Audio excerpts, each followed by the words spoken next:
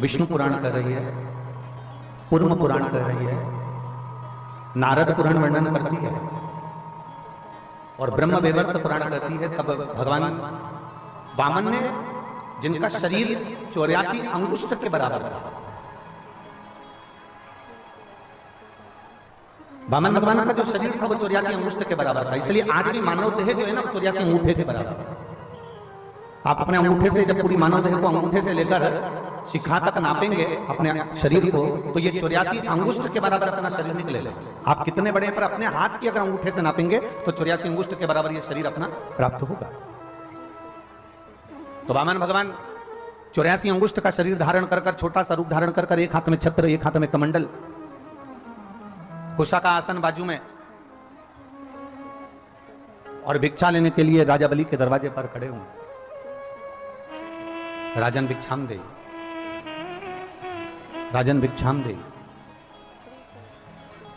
बहुत छोटा सा रूप रखकर भिक्षा मांगने के लिए परमात्मा खड़े हैं। और आप सभी को मालूम होगा कि किसके दरवाजे से भिक्षा मांग रहे हैं?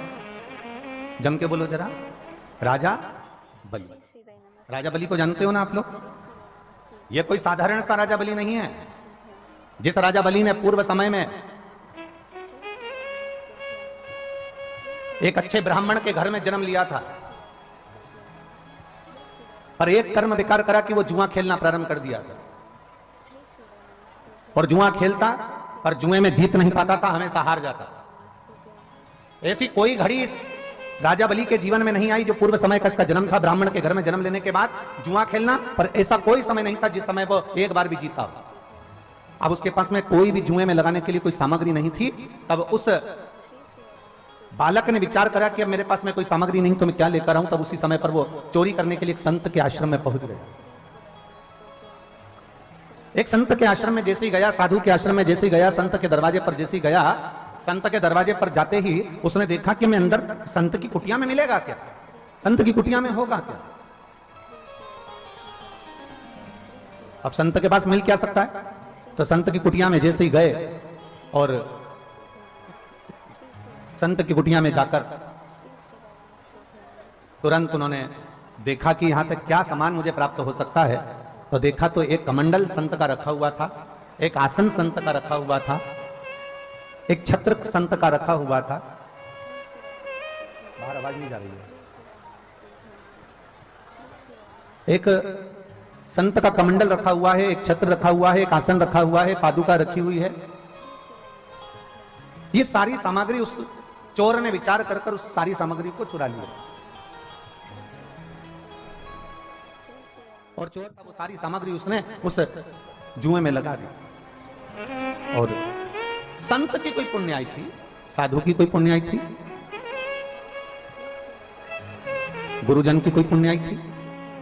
उस पुण्याई के बल पर आज जुआरी जीत गया। और जुआरी जब जीता तो जितने दोस्त साथ में जुआ खेलने के लिए बैठे थे, उन्होंने अपनी पूरी पूरी सत्ता, पूरा पूरा वैभव, पूरी पूरी दौलत उस जुए में लगा दी थी, जिसके बल पर वो पूर्ण की तरह से बहुत सारा विजयता प्राप्त कर ली उसने। शिव कथा कहती है, भगवान देवादिदेव महादेव का चरित्र कहता है, जुआरी जिसने संत के दरवाजे की पादुका, संत के दरवाजे का कमंडल, संत के दरवाजे का छत्र, संत के दरवाजे का आसन चुराया था, वो ले जाकर जुए में लगाया और जुए में लगाया। आज पहली बार वो जीता और जीतने के बाद उसने सारी सामग्री अपने पास में रख ली और पूरी सत्ता उसकी हो गई। इतना धन, इतना वैभव आ गया। शिव महापुराण की कथा कहती है कि इतना वैभव उसके पास में आया, इतना वैभव आया कि वो अरबपति खरबपति बन गया। ढेरों संपदा उसके पास में हो गई, ढेरों वैभव उसके पास में हो गया, ढेरों वैभव उसके पास। अब वैभव तो एकत्रित हो गया। हमने पहले भी कथा में कहा है, जब धन बढ़ता है, संपदा बढ़ती है, जब धन और संपदा दोनों बढ़ती है, तो हम पहले भी कथा में कह चुके हैं कि 3 मित्र आपके बढ़ जाते हैं। संपदा बढ़ने पर 3 मित्र आपके बढ़ जाते हैं। पहले नंबर का काली मित्र, आपकी प्रशंसा करने वाला बढ़ जाता है। दूसरे नंबर पर थाली मित्र, होटल में खिलाने वाला बढ़ जाता है। और तीसरे नंबर पर प्याली मित्र, मैं खाने में पिलाने वाला बढ़ जाता है। संपदा बढ़ी कि ये 3 अपने आप बढ़ जाते हैं, आपको ढूंढना नहीं पड़ता इनको। संपदा बढ़ने पर आपको ताली मित्र प्रशंसा करने वाले बहुत मिलेंगे, वाह वाह महाराज बहुत बढ़िया बहुत जोरदार, करे जाओ, ये वो प्रशंसा करने वाले बहुत मिलेंगे। दूसरे नंबर पर थाली मित्र होटल में खिलाने वाले बहुत मिलेंगे। जैसे जैसे धन बढ़ जाएगा ऐसे ऐसे मित्र मिल जाएंगे जो आपको होटल में ले जाकर बिठा देंगे, धीरे धीरे आपको होटल का चस्का लगा देंगे, गलत कार्य में लगा देंगे, उसके बाद आपके धन को पूरा की पूरा जीम जाएंगे। और तीसरे नंबर पर है प्याली मित्र, आपको पीना भी याद नहीं होगा, पर आपके जो मित्र होंगे जो आपका धन देखकर आपके मित्र बन जाएंगे, वो आपको पीने में लगा देंगे और पूरा बर्बाद कर। अब ये जुआरी जीत तो गया, धन तो आ गया, और इसने वेश्या का संग कर लिया, मदिरा का नशा कर लिया, वेश्या को अपना बनाने के लिए बहुत प्रयास करा। एक दिन वेश्या ने कहा, आज मेरा मन कर रहा है कि मेरे बालों में लगाने के लिए मुझे गजरा चाहिए, मुझे मेरे बालों में लगाना है, मुझे गजरा चाहिए। तो जुआरी ने कहा ठीक है मैं तुम्हारे लिए गजरा लेकर आऊं। उसने कहा मुझे मेरे गजरे के साथ में खाने के लिए मुझे बीड़ा चाहिए, पान चाहिए, मैं तुम्हारे लिए पान बीड़ा लेकर आऊं। आज जुआरी नशे में धुत होकर गजरा और बीड़ा लेकर चला, बीच में राह में ठोकर लग जाती है और ठोकर लगते से नीचे गिर जाता है। जब नीचे गिरा, गजरा और बीड़ा दोनों की दोनों जमीन पर रज में मिट्टी में हो जाता है। मिट्टी में हो गया, बेहोशी में गिर गया। थोड़ी देर बाद इसको होश आया। होश आने के बाद इसने सोचा कि मुझे वेश्या के घर जाना है, पर गजरा और बीड़ा तो मिट्टी में हो गया। अगर मैं वेश्या को ये मिट्टी का सामान दूंगा तो वेश्या मुझसे प्रसन्न नहीं होगी, अब मैं करूं तो करूं क्या। सामने एक शिवालय था, जहां वो गिरकर पड़ा था उसके ठीक सामने एक शिवालय था, शंकर का एक ओटला था। उस शिवालय पर केवल शंकर जी की एक शिवलिंग रखी हुई थी। और इस जुआरी ने विचार करा, मेरे बीड़े में और गजरे में इस शंकर ने नियत लगा दी है, इसमें इन्होंने नजर लगा दी है, इसलिए ये गिर गया। उसने बीड़ा और गजरा उठाया और शंकर के मंदिर में फेंक दिया, शिव के मंदिर में उसे फेंका। महाराज शिव के मंदिर में जब गजरा और बीड़ा फेंका, चले गया। 8 महीने पूरे हुए और इसके प्राण छूट गए। प्राण छूटने के बाद ये यम की कैद में पड़ गए। जब यम की कैद में पड़ा तो यमराज ने चित्रगुप्त महाराज से पूछा कि इसके पाप और पुण्य गिने जाएं। तो महाराज इसने कोई पुण्य नहीं करा, ब्राह्मण कुल में जन्म लिया पर हमेशा झूठ बोला। ब्राह्मण कुल में जन्म लेने के बाद भी ये गलत कर्म करता रहा, जुआ खेलता रहा, मदिरापान करता रहा, वेश्यावृत्ति करता रहा, गलत गलत कार्य करता रहा, इसलिए इसने कोई पुण्य नहीं करा, इसको नरक में फेंका जाए। यमराज ने कहा ऐसा हो नहीं सकता, मृत्यु लोक में अगर किसी का जन्म होता है तो वो जिंदगी में एक ना एक पुण्य जरूर करता है। कोई संसार में ऐसा जन्मा नहीं है, कोई संसार में ऐसा नहीं जन्मा जिसने मृत्यु लोक में जन्म लेने के बाद कोई पुण्य नहीं करा। इसने जरूर कोई पुण्य करा होगा, जरा देखो कि पुण्य करा तो करा कौन सा पुण्य। तब धर्मराज ने कहा चित्रगुप्त महाराज फिर से ध्यान लगाओ। चित्रगुप्त महाराज ने फिर अपने पोथी पाने खोले तो ध्यान दिया, इसने एक पुण्य करा था, शंकर जी के मंदिर में गजरा और पान शंकर जी के मंदिर में दिया था। इतने में पास में खड़े हुए गुप्तचरों ने कहा दिया नहीं था, वो तो वेश्या के घर लेकर जा रहा था और वो मिट्टी में हो गया था तो उसको शंकर जी के मंदिर में फेंक दिया। धर्मराज ने कहा नशे में था, चाहता तो गजरा और बीड़ा नल्ली में फेंकता, गटर में फेंकता, खड्डे में फेंकता, रोड पर फेंकता, पर नशे में भी इसको शंकर का मंदिर याद था। इसलिए एक काम करो, जितने कदम चलकर ये गजरा और बीड़ा लेकर शिवजी के मंदिर में पहुंचा है, उतने समय के लिए कदम गिने जाएं और उतने समय के लिए इसको इंद्र का राजपाट दे दिया जाए। उतने समय के लिए इसको इंद्र का सिंहासन दे दिया जाए। तो जुआरी को इंद्र का सिंहासन दिया गया। जुआरी बैठ तो गया, पर जुआरी को लगा कि मैंने थोड़ी सी देर शंकर भगवान के मंदिर में केवल एक गजरा और बीड़ा दिया था तो मुझे इंद्र का सिंहासन मिला है, इस सिंहासन का उपयोग करना है मुझे, मैंने दान किया उसका फल मुझे मिला। तब उस जुआरी ने विचार करा, इंद्र के सिंहासन पर बैठकर ताली बजाकर अप्सराओं को बुलाया, दान कर दिया, ऐरावत को बुलाया, दान कर दिया, जितना इंद्र के राज में राजकोष में जितना वैभव था सारे के सारा ले जाकर दान कर दिया। जैसे ही दान करा 14 घड़ी के बाद में वो जुआरी नीचे उतर गया, इंद्र वापिस अपनी कुर्सी पर बैठ गए। जब इंद्र अपनी कुर्सी पर बैठे, उन्होंने अप्सराओं को बुलाया तो अप्सरा नहीं आती, ऐरावत को बुलाया तो ऐरावत नहीं आता, राजकोष देखा तो पूरा खाली था। इंद्र दौड़कर भगवान नारायण के पास पहुंचे, श्री हरि के पास पहुंचकर कहा बाबा बड़ा गजब करा, इस जुआरी ने तो मुझे बर्बाद कर दिया, मेरे राजकोष को पूरा नष्ट कर दिया, सब कुछ दान कर दिया। भगवान नारायण ने कहा रे इंद्र, तू इतने सालों से कुर्सी पर बैठा था, जो तू नहीं कर पाया इतने सालों में, वो 14 घड़ी बैठकर अपनी कुर्सी का सदुपयोग कर कर सब कुछ अच्छा कर कर चले गया। सही सत्ताधारी, सही कुर्सीधारी ऐसा ही होता है, जब अपनी कुर्सी पर बैठता है तो अपने देश और प्रदेश को बचाने का ही प्रयास करता है, सही सत्ताधारी होगा। वो बचाने का प्रयास करे। हमने कल कथा में एक बात कही थी, आप लोगों के स्मरण में होगी, कि कुर्सी मिल जाए, पद मिल जाए, प्रतिष्ठा मिल जाए, आप अच्छे ओहदे पर पहुंच जाएं, तो सबसे ज्यादा जरूरी होती है आपकी नम्रता, आपकी विनम्रता, बहुत जरूरी।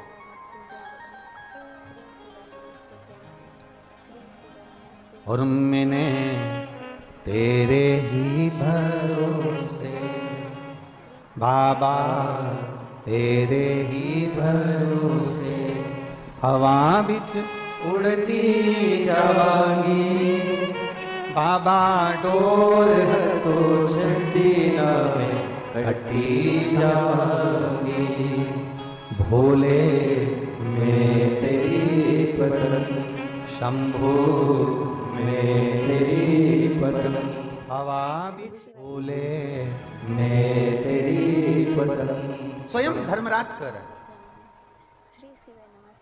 स्वयं धर्मराज कर रहे हैं कि इसने जितने कदम शिव के मंदिर तक ये गया है, जितने कदम चलकर ये शिवालय तक पहुंचा है, उतने कदम के लिए, उतने क्षण के लिए, उतनी घड़ी के लिए, उतने पल के लिए इसको इंद्र का सिंहासन दे दिया।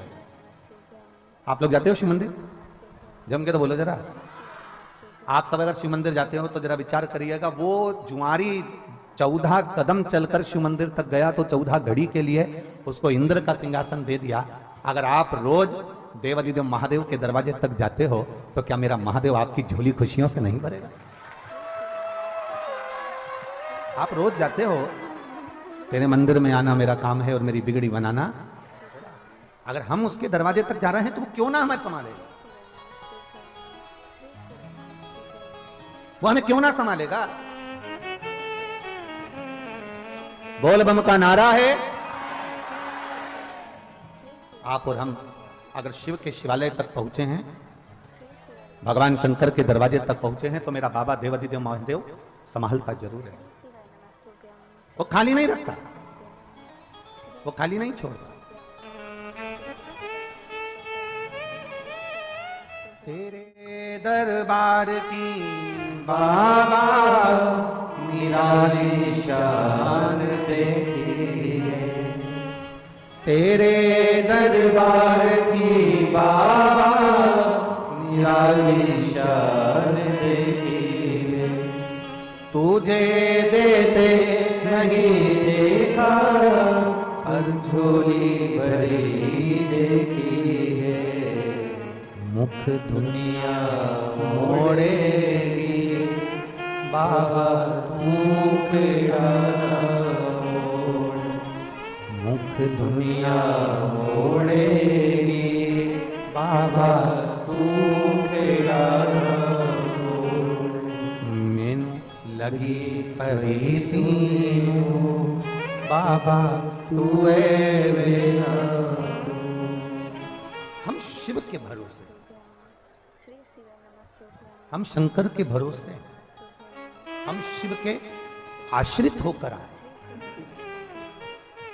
शिव के आश्रित। मेरी जीजियों, मेरे जीजाओं, मेरी दीदियों, मेरी बेटियों, बेटाओं, मेरी माताओं, भाई, एक बात अपनी बुद्धि में बिठा कर रख लो, एक बात अपने चित्त में बिल्कुल बिठा कर रख लीजिए। संसार में जिसका जन्म हुआ है, माता के गर्भ में जब हम पड़े रहे, उस समय देवादिदेव महादेव ने हमको संभाला, और जब हम माता के गर्भ से बाहर निकले, जब हमारा जन्म हो गया, पृथ्वी पर हम आ गए, मृत्यु लोक में हम पैदा हो गए, पृथ्वी पर हम जन्म ले लिए। शिव कथा कहती है, शिवजी ने माता पार्वती जी को नंदनवन में एक बात कही थी कि पार्वती, जब पृथ्वी पर पशु, पक्षी, जलचर, थलचर, वायुचर या मनुष्य, जानवर, कोई भी पृथ्वी पर जब जन्म लेता है, एक छोटा सा छोटा जीव भी अगर पृथ्वी पर जन्म लेता है, तो शिव कहते हैं उसके भरण पोषण की जवाबदारी मेरी होती है। इसलिए लोग मुझे हमेशा विश्वनाथ कहते हैं, क्योंकि मैं किसी को अनाथ नहीं छोड़ता, मैं किसी को अनाथ नहीं छोड़ता। लोग मुझे विश्वनाथ कहते हैं। क्योंकि मैंने दुनिया में किसी को अनाथ नहीं छोड़ा। कई माताएं कह देती गुरुजी हम अकेले हैं, हमारा कोई नहीं, हम बड़े दुखी हैं भगवान, हम तो अकेले रह गए। और कोई कहता है हमारे माता चली गई, कोई कहता पिता चले गया, कोई कहता ये गया, कोई कहे वो गया, हम अनाथ हो गए। ना ना, जब तक काशी में विश्वनाथ बैठा है तब तक पूरी भारत की भूमि पर कोई अनाथ नहीं हो सकता। भारत की भूमि पर कोई अनाथ नहीं हो सकता जब तक काशी में जम के बोलो जरा, काशी में विश्वनाथ है तब तक कोई वो बैठा है। मेरा डमरूधारी, मेरा त्रिकालदर्शी, मेरा कैलाशी, मेरा विनाशी, मेरा शिव, वो बैठा है।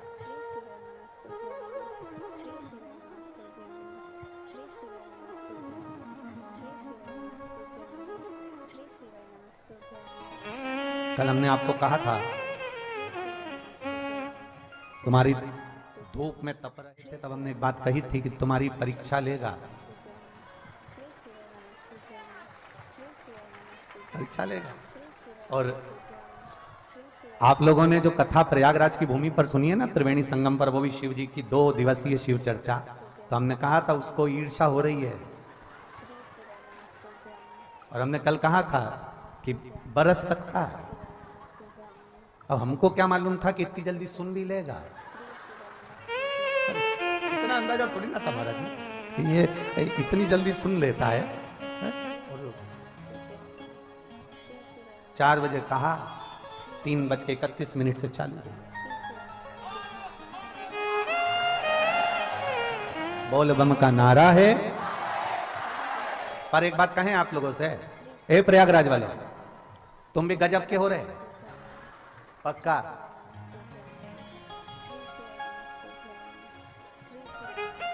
हमने एक बार पहले सुना था, हमने अपनी जिंदगी में कभी देखा तो नहीं, पर ऐसा सुना था कि जो पियक्कड़ होता है ना वो टलता नहीं है।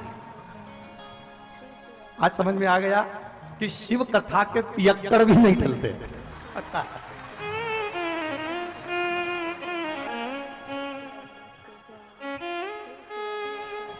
प्रशासन के अधिकारी कह रहे थे कि आज बहुत पानी गिरा है, अब गुरुजी नहीं आएंगे हो, तो इन सब से कह दिया जाए कि ये सब अपने घर जाए। तो इतने में कोई ने कहा आप कह दो कि जाओ, पर कई लोगों ने कहा भी, आप लोगों से बोला था जाओ थोड़ा इधर चले जाओ, उधर चले जाओ, नहीं कहा ना। कितने अच्छा भाव है देखो। अब और कहे सो जाओ तो कोई तुम जाने वाले हो,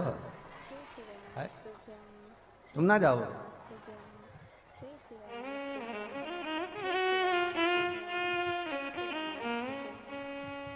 इंद्रदेव को भी समझ में आ गई है फालतू टैंकर ढोलने से कोई मतलब नहीं। काय टैंकर ढोलो है कोई। इंद्रदेव को भी समझ में आ गई कि अपना भैया काय को अपना पानी बिगाड़ो। गंगा जी के घाट पर बैठे हैं, इनको कोई फर्क नहीं पड़ने वाला है, ये ऑलरेडी गीले हैं, ऊपर से और गीला करके क्या करना अपने को। तो उन्होंने तुरंत वरुण देव सबको आमंत्रित कर कह दिया आप थोड़ा शांति बरत लो, ये बड़े बहुत ऊंचे क्वालिटी के पियक्कड़ है, ये नहीं टलेंगे। और बस हम तो इतना सा करें, जो शिवालय हो वहां 1 लोटा जल रोज चढ़ाओ, भगवान भी तुम्हारे दरवाजे पर कभी टलेगा नहीं, तुम्हारे दरवाजे पर आएगा, खड़ा रहे ओए तुम्हारे दरबार। आज आप लोगों की तप साधना देखकर हमको बहुत बहुत अच्छा लगा, क्योंकि इस प्रयागराज की भूमि पर केवल आप गीले होकर तप साधना नहीं करे हो, आप धूप में बैठकर तप साधना नहीं करे हो, आप ठंड में बैठकर तप साधना नहीं करे हो। इस प्रयागराज की भूमि पर जो हमने दर्शन किया, जो हमारे पुराणों ने बताया, जो हमारे शास्त्रों ने बताया, वो जुआरी ने शिव जी के मंदिर में एक गजरा और बीड़ा पटका था, तो भगवान नारायण ने आकर उस जुआरी के सामने कह दिया था कि तूने ऐसा दान करा कि मेरा मन करता है कि मैं तेरे दरवाजे पर भिक्षा मांगने आऊंगा। पृथ्वी पर तू राजा बलि बनेगा और मैं तेरे दरवाजे पर वामन भगवान बनकर भिक्षा मांगूंगा। मैं स्वयं तेरे दरवाजे पर आकर भिक्षा मांगूंगा, तू साधारण नहीं है। राजा बलि बना दिया, दरवाजे पर भिक्षा मांगने वामन भगवान पहुंच गए। जब भिक्षा मांगने के लिए पहुंचे तो 3 पृथ्वी को नापते समय 3 चरण भगवान ने उठाना प्रयास किया, और पृथ्वी नापी 1 में, दूजे में आकाश। जब नापने के लिए जैसे ही चरण उठाने लगे तो उनका चरण जब पताल में गया, पताल में जाते से उनके पांव के नख से भूमि खरोची और खरोचने से एक नदी प्रकट हो गई जो कालिंदगिरी पर्वत पर जाकर प्रगटी, जिसका नाम यमुना हुआ। कौन सी नदी थी? यमुना। वो यमुना कालिंदगिरी पर्वत पर प्रकट हो गई। पर यमुना ने सबसे पहले कालिंदगिरी पर्वत पर प्रकट होने से पहले यमुना सबसे पहले गौलोक धाम में गई और गौलोक धाम में जाकर कालिंदगिरी बाबा को नमन कर कर कहती है मुझे एक बार गौलोक धाम जाना है। तो गौलोक धाम में जाकर तुम करोगी क्या यमुना? यमुना जी कहती है मुझे केवल जिस परमात्मा ने मुझे पृथ्वी पर प्रकट करा, जिस परमात्मा के चरण के नख से मैं प्रकट हुई हूं, उस परमात्मा का मुझे दर्शन करना। यमुना गौलोक धाम? हाँ प्रभु, गौलोक धाम। यमुना जी सीधे गोलोक धाम पर गई तो गोलोक धाम पर जाकर यमुना जी क्या देखती हैं कि वहां भगवान कृष्ण राधा जी के संग में विराजमान है। भगवान कृष्ण राधा जी के साथ विराजमान और राधा जी के साथ भगवान कृष्ण विराजमान थे। बड़े आनंद में झूला झूल रहे थे। यमुना जी ने जाकर जो नारायण का दर्शन करा, भगवान हरि विठ्ठल का दर्शन करा, भगवान पांडुरंगा का दर्शन करा, भगवान कृष्ण का दर्शन करा, भगवान विष्णु का दर्शन करा, जो दर्शन किया तो उसी समय पर यमुना जी के हृदय में आ गया जैसे राधा भगवान कृष्ण के पास में बैठी है, मुझे भी उस नारायण के करीब में बैठना है और मुझे भी इनकी पटरानी बनना है। मैं भी पटरानी बनूं, पर पटरानी बनने के लिए कोई सहजता नहीं है, कोई साधारणता नहीं है। शिव महापुराण की कथा कहती है भगवान के करीब में जाने के लिए दुनिया तरसती है, पर भगवान अपने करीब में उसी को बुलाता है जिसको उसे दूसरी बार जन्म नहीं देना होता, अपना बना लेना होता। दुनिया तरसती है। आप जैसे कथा में आए हो ना, ऐसे ढेर ना जाने कितने लोग विचार करते होंगे हम प्रयागराज की कथा होगी ना, हम जाएंगे, हम पक्का जाएंगे। मालूम पड़ा निकलने वाले थे, बुखार आ गया।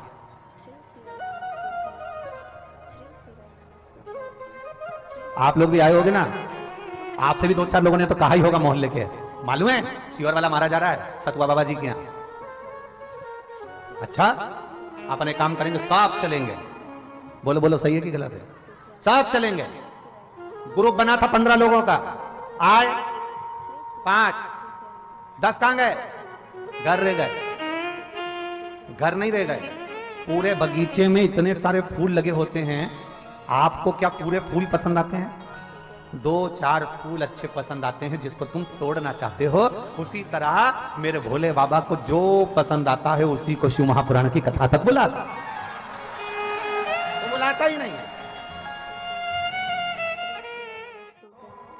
कथा के पंडाल में बैठे हो, कथा के मंडप में बैठे हो, आप अगर प्रयागराज की पवित्र धरा पर बैठकर शिव महापुराण की कथा सुन रहे हो, और जितने लोग आस्था चैनल पर टीवी के माध्यम से, मोबाइल के माध्यम से, यूट्यूब फेसबुक के माध्यम से, जितने इस विश्व में सभी सनातनी जिस पवित्र शिव महापुराण की कथा को माघ मेले से श्रवण कर रहे हैं, 2 दिवसीय कथा को, आप समझ कर बैठना कि आप भगवान शंकर के पूर्व से रिश्तेदार थे और अब पक्के रिश्तेदार बन चुके हैं। पक्के रिश्तेदार, इसलिए सारी समस्या का हल। और वो 1 लोटा दे।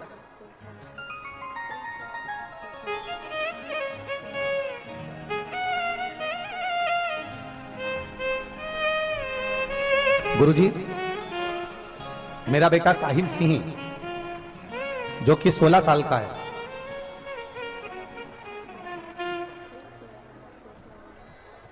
ये पत्र लिखा है जया सिंह गाजीपुर।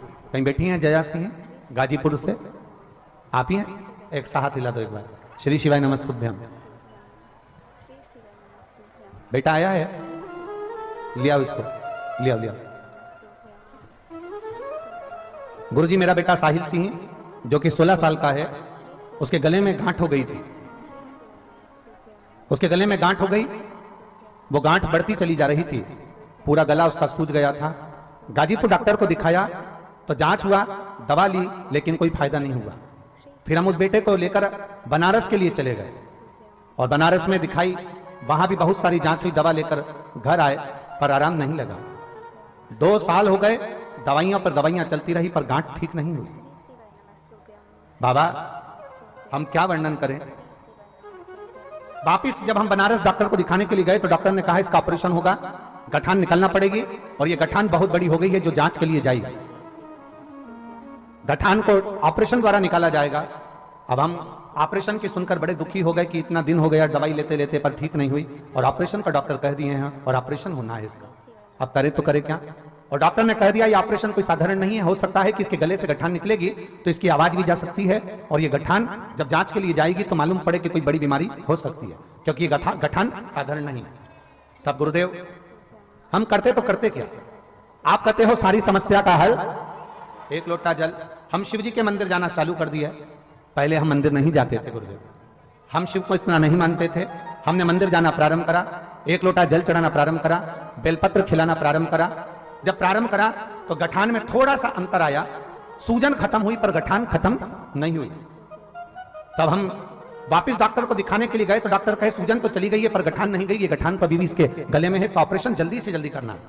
हम बनारस से वापिस आ गए, सीहोर गए, सीहोर जाकर वहां से रुद्राक्ष लेकर आ गए, उसको तांबे के कलश में गलाते, शिव जी को चढ़ाते, अवधूतेश्वर महादेव के नाम से उस पानी को पिला देते।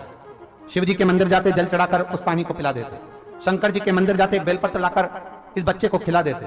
हम बाबा का क्या धन्यवाद दें? बाबा बाबा तो बाबा है, उसने ऐसी कृपा कर दी, मेरे बेटे की गले की गठान पूरी गला दी और आज मेरा बेटा पूरी तरह से ठीक है, उसको ऑपरेशन की जरूरत नहीं पड़ी। बाबा मेरे बेटे के गले की पूरी गठान गल गई और ऑपरेशन की जरूरत नहीं पड़ी है। बाबा मैं बाबा इस पवित्र धरा पर मैं सतवा बाबा जी को धन्यवाद देती हूँ, प्रणाम करती हूँ, दंडवत करती हूँ। हमको आपने बाबा जी से मिला दिया, ये शिव कृपा, ये उदारता, ये शंकर की कृपा। बाबा आज मेरा 16 साल का बेटा वापिस ठीक हो गया, मैं बाबा को नमन करने के लिए आई हूं। ये शिव है। एक लाइन और इन्होंने अच्छी लिखी है,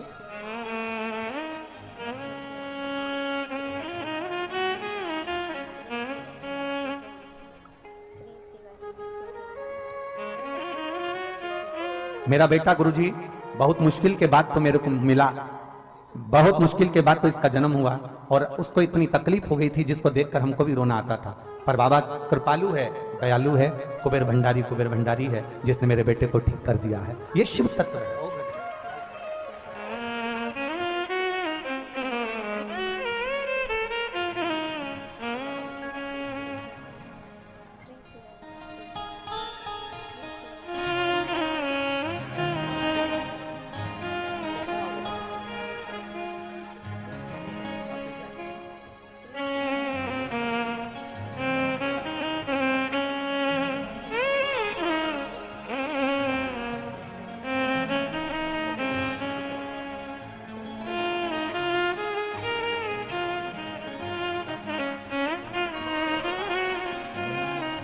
माता कह रही हैं उनकी इतनी बड़ी गठान हो गई थी, बिस्तर पर पड़ा रहता था पर उठता नहीं था। आज बाबा की कृपा से आया है। ये प्रयागराज तीर्थ की महिमा है और देवाधिदेव महादेव की कृपा है। बोल बम का नारा है, शिव तत्व की प्राप्ति शंकर ओघड़। आप उसे दिल से रिझाएंगे वो दिल से मिलता है, आप उसे दिल से पुकारेंगे वो दिल से आपके सम्मुख में होगा। आप जितना जितना विश्वास से भगवान को रिझाते हैं, भगवान उतने विश्वास को जीतकर आपका होता है। 10 दिन मंदिर चले गए और विचार करा कि मुझे भगवान शंकर सब कुछ दे दे, तो ये कठिन है मान, बहुत कठिन। आप ये ना सोचिए, आप में से कई लोग ऐसे भी हैं जो 8 दिन 15 दिन 20 दिन मंदिर चले जाए, मंदिर जाने के बाद हमें विचार करें कि भगवान हमारी सुन ले, वापिस मंदिर जाना बंद कर दे। ये सहजता नहीं, ये सहजता नहीं। और मेरे भोले तेरा सहारा है, मेरे भोले तेरा सहारा है, मेरी नैया का तू किनारा है, मेरी नैया का तू किनारा है। मेरे बाबा तुझे पुकारा है, मेरे बाबा तुझे पुकारा है, मेरी नैया हाथों किनारा है, मेरी नैया हाथों किनारा है। आप आए हो प्रयागराज की धरा पर बैठे हो, आप आए पहले भी होगे प्रयागराज की भूमि पर, ऐसा नहीं होगे कि आप पहले नहीं आए होगे। पर पहले आए थे तो गंगा यमुना सरस्वती का स्नान करने के लिए आए थे, पहले आए थे तो प्रयाग का मेला घूमने के लिए आए थे, पहले आए थे तो कुंभ का मेला घूमने के लिए आए थे, पहले आए थे तो प्रयाग का शाही स्नान करने के लिए आए थे। पर आज आप त्रिवेणी के संगम पर आप मेला देखने के लिए नहीं आए हो, आज त्रिवेणी के संगम पर आप मेला घूमने के लिए नहीं आए हो, आज त्रिवेणी के संगम पर आप देवादिदेव महादेव से, जो आज जगत का पिता है, उसको गले लगाने के लिए आए हो, इसलिए यहां पर।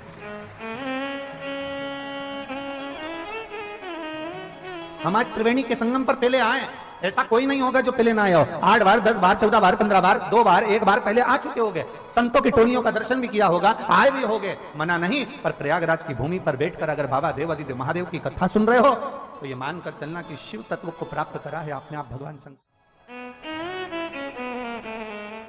आज हम एक बात आप लोगों को बताना चाहेंगे, हमने सतुआ बाबा जी को भी ये बात नहीं बताई।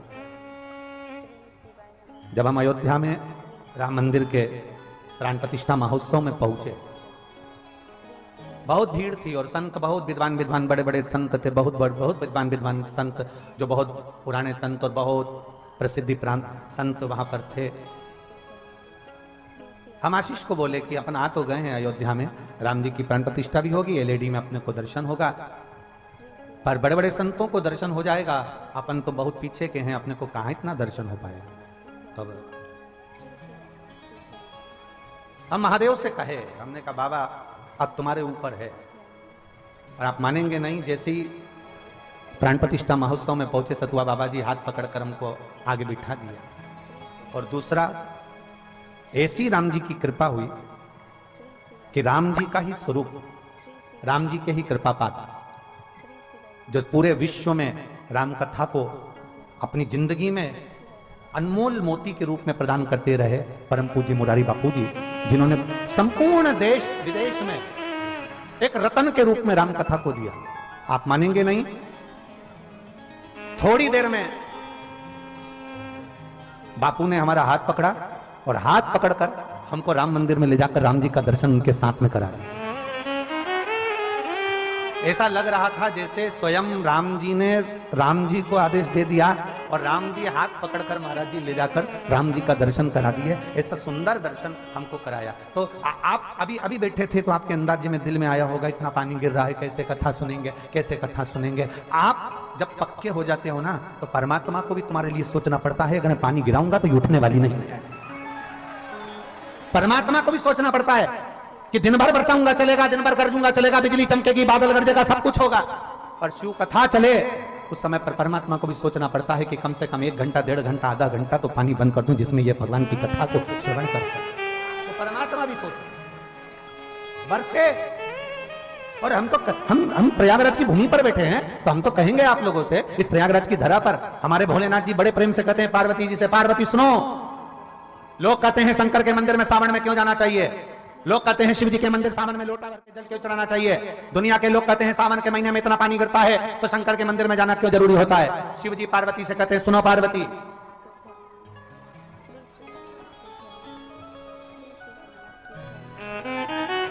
सावन के महीने में भगवान शंकर पार्वती से कहते हैं सुनो पार्वती, जब एक भक्त मेरे ऊपर जल चढ़ाने के लिए आता है, तब मैं इंद्र को भी कह देता हूं, गरुण और वरुण को भी कह देता हूं, सुनो जब भक्त आए तब पानी मत गिराना, जब भक्त आ जाए तब पानी गिराना। क्यों, समझ में आया? बारिश बरसो, खूब बरसो, पर ऐसी मत बरसो कि कोई आ ना सके। शिव जी कहते हैं बारिश बरसो, खूब बरसो, पर ऐसी मत बरसो कि कोई आ ना सके। और अब शिव जी कहते हैं बारिश बरसो, ऐसी बरसो कि अब कोई जा ना सके। ऐसी बरसो। अब आ गया ना मेरे पास मेरा भक्त, अब आ गया ना मेरा भक्त, मेरे शिवालय में आ गया, मेरी शरणागति में आ गया, मेरे पास आ गया। और जब भोले का भक्त भोले के करीब में आ जाए, बारिश अब बरसो तो ऐसी बरसो कि कोई जा ना सके, जो मेरा हो जाए तो मेरे पास से कभी ना जाए, इसलिए तू बरसते रहे, वो मेरे करीब में बना रहे। ये शिव क्यों घड़ी है, ये शंभू है, ये त्रिकालदर्शी या कैलाशी अविनाशी, ये शंकर है, उसको पहचानना कठिन है। यमुना मैया गई, जो उन्होंने गोलोक धाम में दर्शन करा, भगवान का विचार कर लिया कि मुझे पटरानी बनना है भगवान नारायण की, पटरानी बनना है भगवान कृष्ण की, अब करूं तो करूं क्या। यमुना मैया सीधे सबसे पहले माता सरस्वती के पास पहुंची, ब्रह्मणी के पास में पहुंचकर उन्होंने विनती करी, मुझे करूं क्या, मैं कैसे भगवान कृष्ण की, भगवान नारायण की पटरानी बन सकती हूं, आप बताओ मैं कैसे बन सकती हूं। सरस्वती ने कहा एक ही काम है, गंगा जी के घाट पर जाओ, शंकर जी की आराधना करो। गंगा के घाट पर शिव की आराधना? हाँ। यमुना मैया पूरे मृत्युलोक में भ्रमण करती करती करती करती प्रयागराज की पवित्र भूमि पर पहुंच गई। और प्रयागराज की पवित्र भूमि पर भीटा की पहाड़ियों में, कहां की पहाड़ी? भीटा। प्रयागराज में यहां से महाराज जी 25 किलोमीटर दूरी पर भीटा की पहाड़ी पर एक स्थान, ऐसा स्थान है शंकर जी का, यमुना जी का ऐसा स्थान जहां पर स्वयं यमुना भगवान शंकर की आराधना करने के लिए बैठी और शंकर जी को सुजावन महादेव के नाम से वहां पर आना पड़ा और दर्शन देना पड़ा।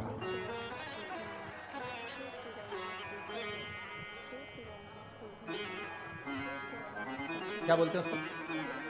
गुप्तेश्वर महादेव, बीटा की पहाड़ी स्थान।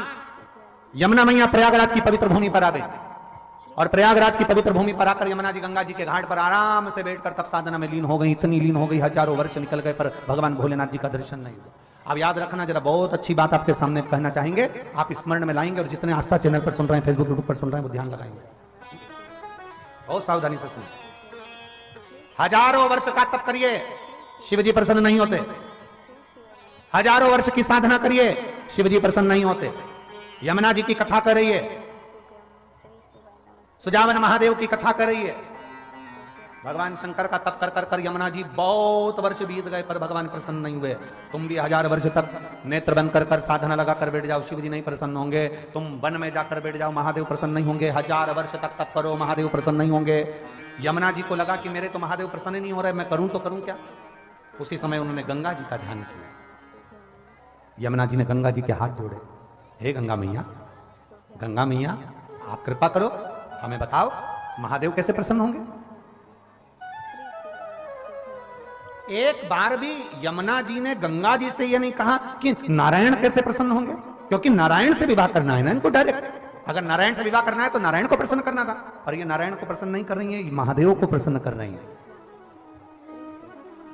हमारे जो डॉक्टर होते हैं ना, वो भी बहुत अच्छा वेद पुराण पढ़े होते हैं, इसलिए डॉक्टर साहब कभी भी एक गोली नहीं देते, एक गोली के साथ दूसरी गोली लगा कर देते हैं।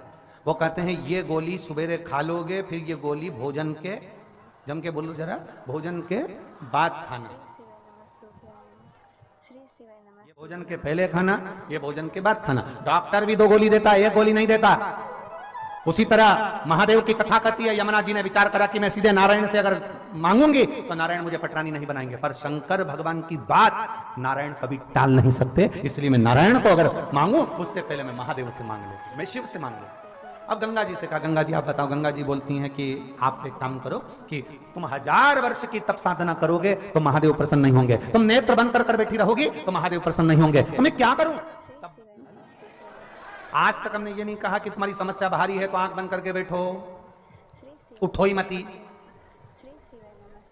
खाओ मती, सो मती। हमने ये बोला कभी? हमने तो एक बात बहुत अच्छी कही तुमसे, खूब खाओ और लोगों के प्राण मत खाओ। हम कभी मना करे थे? शिव महापुराण की कथा में सबसे शुरू में वेद व्यास जी वर्णन करते हैं शिव कथा सुनने का नियम। शिव कथा सुनने का नियम मालूम है तुमको? शिव कथा सुनने का नियम वेद व्यास जी लिखते हैं, एक समय फलहार करो, शिव महापुराण की कथा पूरी सुनो। एक समय फलहार, फरियाल नहीं बोला, क्या बोला है? फलहार।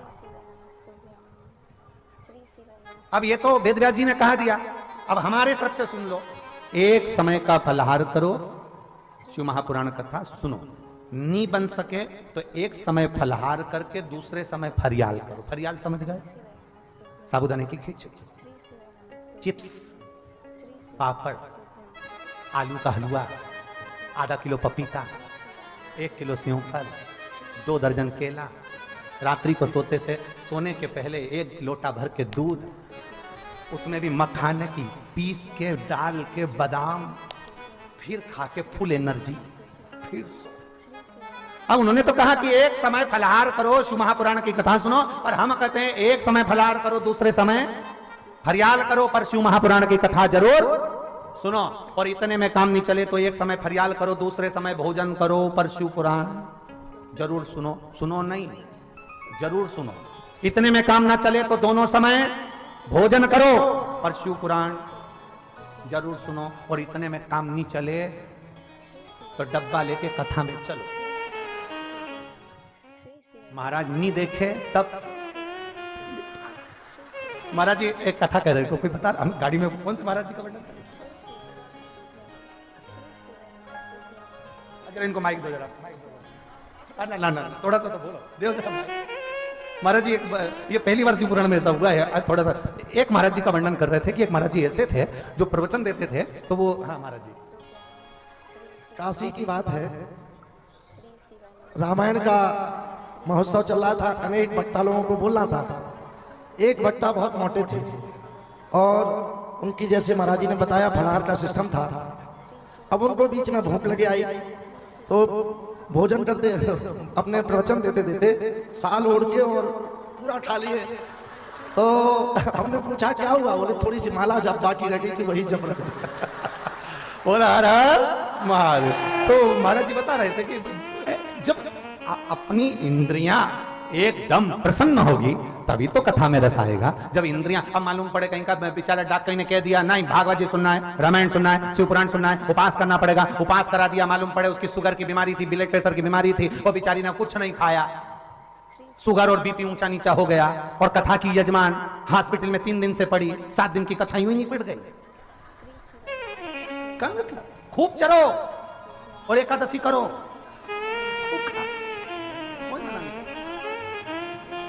दिल से अपनी इंद्रियों।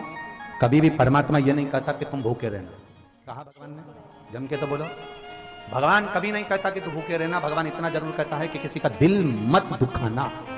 जिस दिन तूने दिल नहीं दुखाया समझ लेना तेरा व्रत सफल हो गया। और मैं कहीं की एक माता जी बहुत बुजुर्ग सी एक बार कथा में आ गई थी, और कथा में आते से बोली, गुरुजी हमको तुमसे गुरु मंत्र लेना है। हमने कहा माता जी कितने साल की हो? कि 82। हमने कहा 82 वर्ष की हो गई, तुमने अभी तक गुरु मंत्र नहीं लिया? कहीं नहीं महाराज जी, एक बार हम जब छोटे से थे, शादी नहीं भई थी हमारी, तब हमने गुरु मंत्र ले लिया था, हमारी अम्मा ने दिलवा दिया था। एक महाराज जी आए थे, उनसे मंत्र दिलवाया था। फिर हमारी शादी हो गई, हम हमारे पति के साथ चित्रकूट घूमने गए। हमने कहा हमारे गुरु जी इतने ही रहते हैं यहीं पर, तो अपन चलते हैं। हम जो गुरु जी से मिलने के लिए गए तो मालूम पड़ा कि हमारे गुरु जी तो फिर हमारी उम्र आगे बढ़ी। हमारे पति ने कहा तुम्हारे गुरुजी नहीं है, तो हमारे गुरुजी यहीं रहते हैं काशी में, चलो हम उनसे मंत्र दिला दे। हमारे पति हमें वहीं से चित्रकूट से सीधे काशी ले गए, उन्होंने उनसे मंत्र दिलवा दिया। हमारे बच्चे बड़े हुए, वो कहे हमें काशी घूमना है, हम काशी घूमने के लिए गए। दूसरी बार हमने कहा चलो हमारे गुरुजी इतने रहते हैं, हम उनसे मिल गया। गुरुजी से मिलने गए तो मालूम पड़ा गुरुजी। फिर हमारी जीजी हमारे साथ गई थी, उसने कहा तुम चिंता मत करो, तुम्हारे गुरुजी चले गए तो क्या हुआ, हमारे गुरुजी यहीं रहते हैं पास में प्रयाग में। हमारी जीजी हमें प्रयाग ले आई, अवस्था हमारी हो गई, और हमारी जीजी ने हमें प्रयाग में लाके गुरु मंत्र दिलवा दिया। फिर हमारे बच्चे बड़े हो गए, कुंभ के मेले में प्रयाग आए, उन्होंने कहा हमारे गुरुजी यहीं रहते हैं प्रयाग में, चलो मिल आए। जो मिलने गए तो पता चला गुरुजी चले। अब वो महिला बोली गुरुजी हमारा कोई गुरु नहीं है, तुम मंत्र दे दो। हमने कर रेन दे, तू रेन दे। मंत्र लेती जाती है, गुरु को निपटाती जाती है। हाथ जोड़ो, रेन दे। प्रयाग तक स्थिर है, सीहोर तक नहीं। बढ़िया। शिव महापुराण की विद्येश्वर संहिता में लिखा है, जो एक बार मुख से श्री शिवाय नमस्तुभ्यम बोलता है, उसके मुख का दर्शन करने पर मात्र 1000 अश्वमेध यज्ञ का पुण्य फल प्राप्त हो जाता है। केवल श्री शिवाय नमस्तुभ्यम बोलने वाले के मुख का दर्शन मात्र कर लेने से यह फल की प्राप्ति।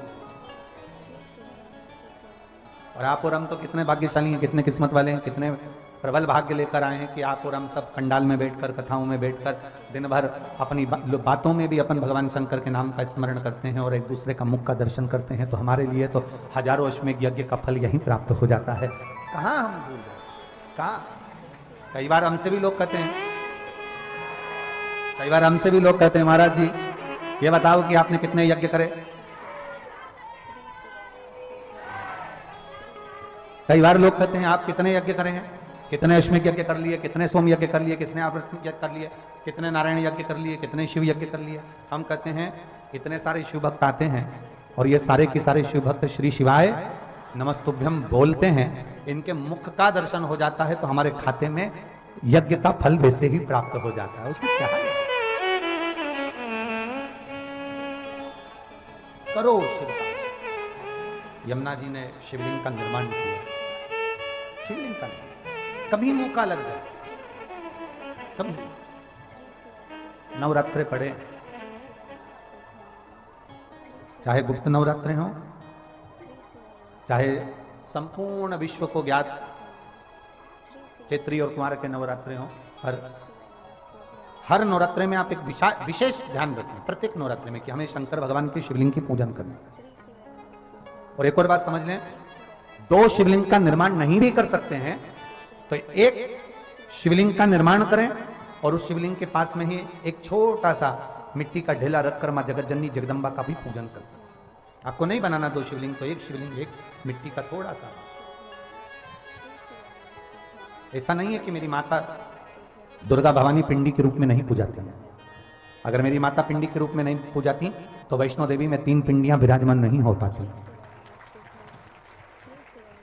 जितने जितने शक्तिपीठ हैं, आप प्रत्येक शक्तिपीठ में दर्शन करने के लिए जाएंगे तो वहां पर भी आपको पिंडी का दर्शन होता ही है, प्रत्येक शक्ति। ऐसा नहीं कि मेरी मां पिंडी के रूप में पूजाती नहीं है, वो भी पूजाती है। आप जिस भाव से भजेंगे, जैसे हम कहते हैं हमारे शहर में, हमारे सीहोर नगर में कुबेरेश्वर धाम कंकर शंकर की भूमि है, मतलब वहां जो गया है वो कंकर शंकर की आराधना करने के लिए गया है, कंकर शंकर की पूजन करने के लिए गया है।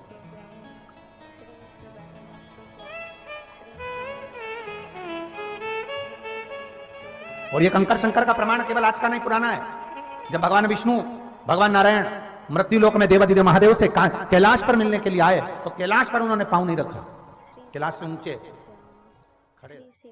बाबा बर्फानी के दर्शन करने जाओ, मना नहीं है, पर उससे पहले आपके घर के पास में जो शिवालय है, आप वहां रोज लोटा भर के जल चढ़ाओ। जिस दिन मेरा केदारेश्वर इशारा करेगा उस दिन तुम्हें दौड़कर पकड़ कर बुलाएगा, उस दिन बुलाएगा वो आप अपने घर के नजदीक में, आप अपने घर के नजदीक में जो शिवालय, आपके घर के पास में जो शिवालय, आप वहां जाओ, वहां जल चढ़ाओ, वहां प्रणाम करो, फिर जाओ जब बाबा बुलाए आप। और यहां जितनी जीजियां बैठी हैं, यहां जितने जीजाउन बैठे हैं, यहां जितनी मेरे बेटा बेटी बैठे हैं, जितनी माताएं बैठी हैं, उनसे भी निवेदन करूंगा, शिव महापुराण की कथा में कभी भी जाओ, 1 रुपए का कर्जा कर कर मत जाना। 1 रुपया भी किसी से मांगकर हमें कथा सुनने के लिए नहीं जाना। पास वाले मंदिर में जाओ, 1 लोटा जल चढ़ाओ और बाबा से प्रार्थना करो, बाबा मेरा मन है मुझे शिव पुराण सुनने जाना है, व्यवस्था तुझे करना है, क्योंकि बेटी में तेरी हूं, बेटा मैं तेरा हूं, व्यवस्था तुझे करना।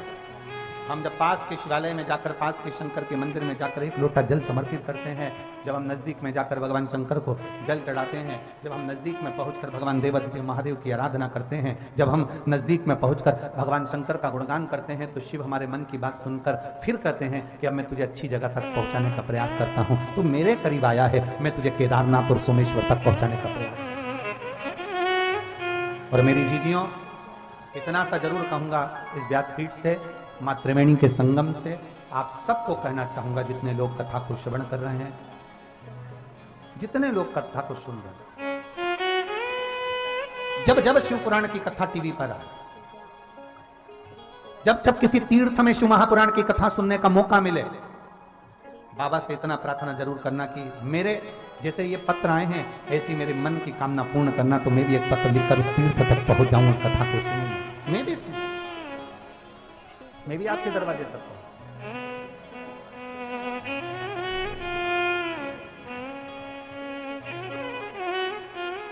हम उसको निवेदन करेंगे, जब हम उससे कहेंगे, जब हम उससे प्रार्थना करेंगे, हम उससे निवेदन करेंगे, जब हम उससे बोलेंगे, वो सुनेगा, स्वीकार करेगा, छोड़ेगा नहीं। सब जितने नाते रिश्ते कुटुंब कबीले परिवार सब साथ छोड़ सकते हैं, पर जो तुमने महादेव को जिस हाथ से जल चढ़ाया है ना, तुम्हारी दुख की घड़ी में, तकलीफ की घड़ी में, वो हाथ मेरा महादेव कभी नहीं छोड़ता है, कभी। और अंत समय प्रभु आना पड़ेगा, वचन दिया तो निभाना पड़ेगा। आए ना आए प्रभु कुटुंब कबीला, अंत समय प्रभु आना पड़ेगा, वचन दिया तो निभाना पड़ेगा। अंत समय प्रभु आना पड़ेगा। यमुना जी ने मां गंगा के घाट पर शिवलिंग का निर्माण किया। शिवलिंग का एक पार्थिव लिंग का निर्माण करोड़ों शिवलिंग के निर्माण के पूजन का फल देता है। एक पार्थिव लिंग क्यों? जब हम आप जहां बैठे हो वहां बालू रेत उठाकर अपने शिवलिंग बनाया, उसमें बालू के जितने जितने छोटे छोटे कण होते हैं, जितने बारीक बारीक कण होते हैं, हम ये मानकर चलें हर कंकर में शंकर है। जब इसको जोड़ते हैं तो करोड़ों कंकर जुड़ते हैं और करोड़ों शिवलिंग एक साथ पूजा जाते हैं, जिसका फल हमें प्राप्त होता है।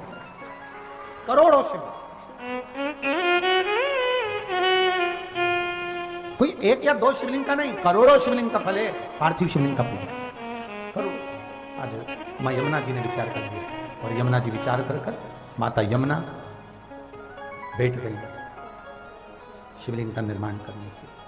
यमुना शिवलिंग का निर्माण करने के लिए जैसे यमुना जी बैठी, जैसे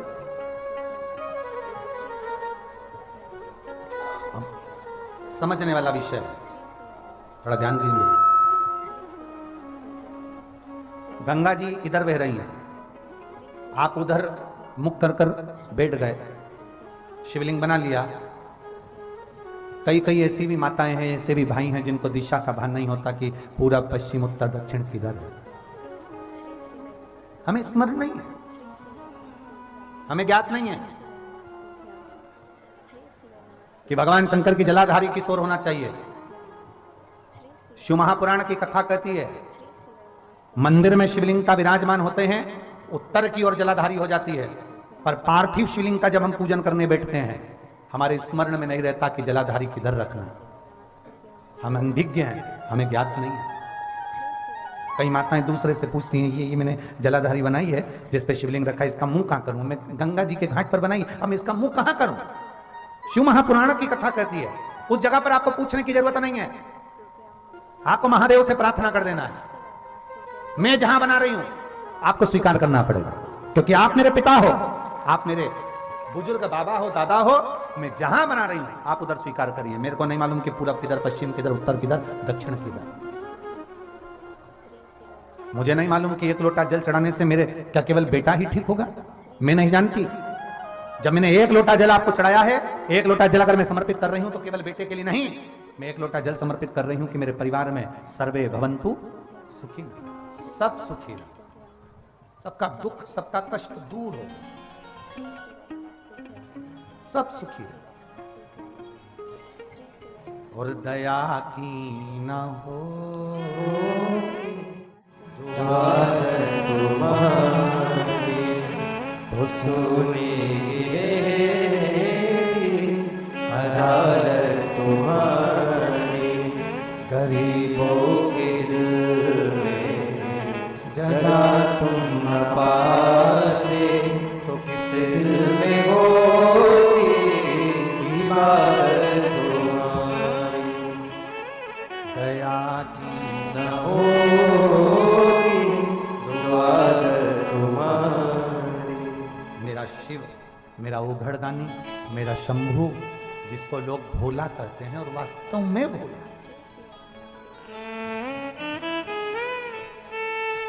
कितना डरा कर रखा था लोगों को शंकर जी की पूजन के नाम पर। बोलो सही है कि गलत?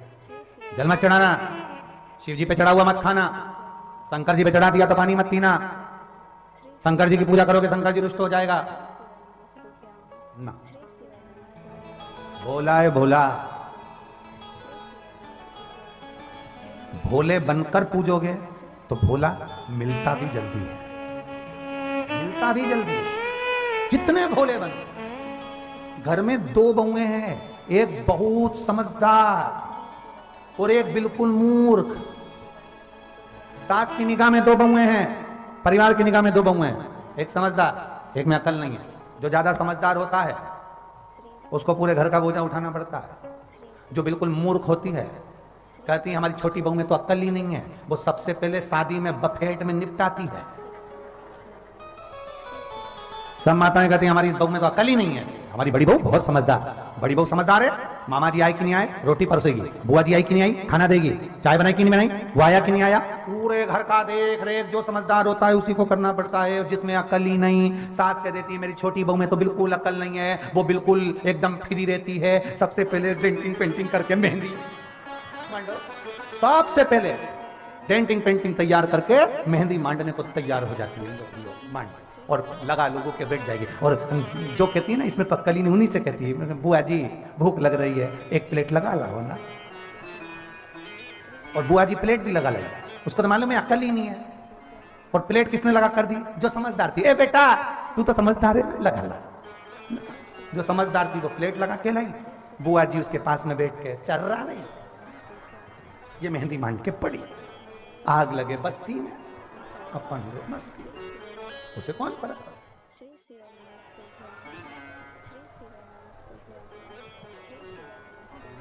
समझदार नहीं बनना अपने को ज्यादा हो, जो ज्यादा समझदार होता है उसको बहुत ध्यान रखना पड़ता है। तो ये जितने पुलिसकर्मी खड़े हुए हैं इनको कहूंगा एक बात तो सबको थोड़ा सा लगेगा, इसमें जो ज्यादा बहुत अच्छी ड्यूटी करता है उसी की ड्यूटी ज्यादा लगती है।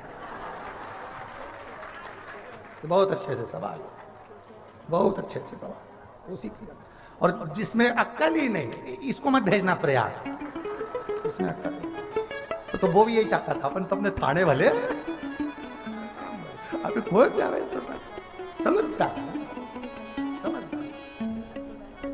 इसलिए शास्त्र कर रहा है भोले को पाने के लिए भोला क्या बनना है हमको।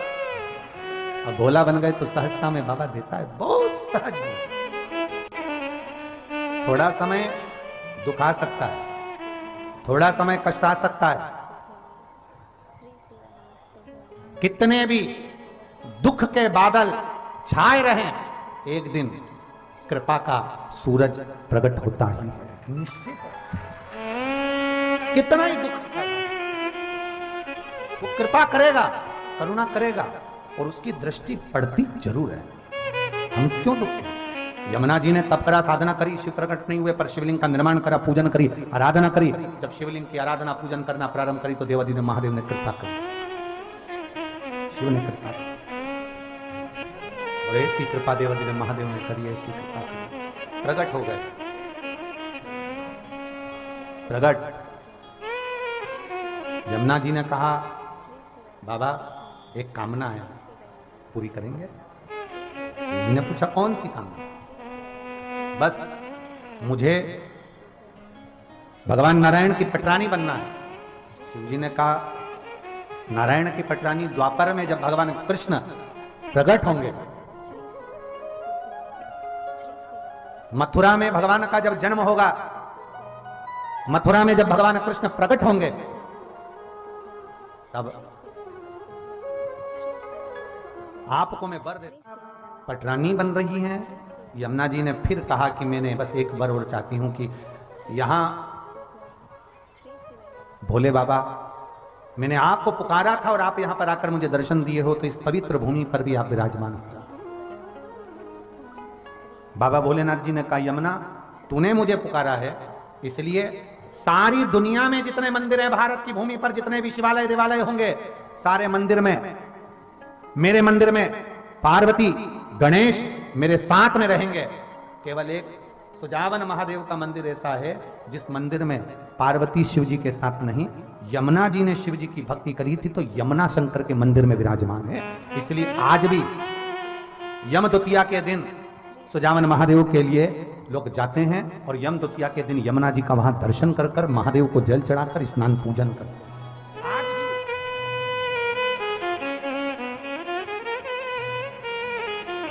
कौन कौन गया सुजावन महादेव? हाथ उठाओ जरा। गए हो आप लोग? जाना चाहिए। अगर प्रयाग आए हैं या प्रयाग के आसपास के लोग भक्त हैं, जाना चाहिए। भगवान सुजावन महादेव के रूप में भगवान शिव यमुना जी के साथ में, यमुना तूने मुझे पुकारा है, यमुना तूने मेरी भक्ति करी है, यमुना तूने मेरा स्तमन करा है, यमुना तूने मुझे पुकारा है, तूने मेरी आराधना करी है, मैं यहां पर रहूंगा। यमुना कहती है मेरे दर्शन करने वाले को कोई यम की कैद ना हो, उसके लिए मैं क्या करूं? तू अपने भाई यम को भोजन करने बुला। यमुना ने अपने भाई यमराज को भोजन करने के लिए बुलाया और सुजावन महादेव के उस पावन प्रांगण में, भीटा की पहाड़ियों में बाबा वहां जहां विराजमान है, वहां पर यम ने आकर भोजन जब ग्रहण किया तो यमुना जी ने वर मांग लिया कि इस स्थान पर यमुना का स्नान जब करने के लिए कोई आए यहां पर और सुजावन महादेव पर एक लोटा जल समर्पित करे और यमुना का स्नान करे, पूजन करे, तो उसको यम की त्रासदी ना भुगतना पड़े। आज भी सुजावन महादेव भीटा की पहाड़ी पर प्रयागराज की पवित्र भूमि के नजदीक में विराजमान है, जहां पर हम भगवान देवादिदेव महादेव का स्मरण करते हैं, भगवान शंकर की भक्ति करते हैं। और तेरी कृपा बिना शिव की कृपा होती है तब हम शंकर के नजदीक पहुंच पाते हैं, शिव की कृपा होती है तब शंकर के करीब पहुंच पाते हैं। शिव के करीब पहुंचना कठिन, बहुत कठिन है, पर जितने हम भोले बन जाते हैं, जितने सरल, जितने सरल,